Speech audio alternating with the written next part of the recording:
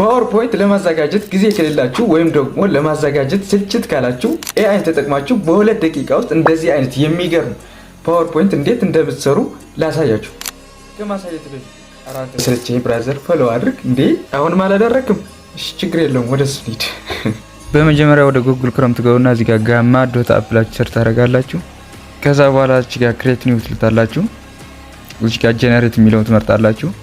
ከዛ እዚህ ጋር ፕሬዘንቴሽን ማድረግ እንዳይረሳ። ከዛ እዚህ ጋር ዲስክራይብ ዋት ዩ ውድ ላይክ ቱ ሜክ የሚለው ላይ የፓወርፖይንት ርዕሳችሁ ታስገባላችሁ። ለምሳሌ ታይፕስ ኦፍ ኮምፒውተርስ ልበለው ርዕሳችሁ ማለት ነው። ስፔሲፊክ ርዕስ አንድ ርዕስ ብቻ መምረጥ የምትችሉት።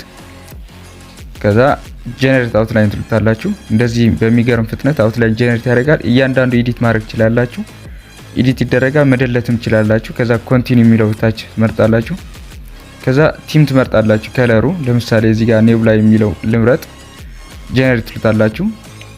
ከመረጣችሁ በኋላ ከዛ እንደዚህ በሚገርም ፍጥነት ፓወርፖይንቱ ያዘጋጅላችኋል። ፓወርፖይንቱ ጽሁፎችና ኢሜጆች ናቸው። ደስ የሚለው ነገር ደግሞ ኢሜጅም ራሱ ጀነሬት ያደርገዋል ማለት ነው። ሰው ከዚህ እንደዚህ አድርጎ ከጨረሰ በኋላ እዚህ ጋር 3 ነጥብ ነክታችሁ ኤክስፖርት የምትለውን ትነካላችሁ። ከዛ በኋላ እዚህ ጋር ከታች ኤክስፖርት የሚለው አለ።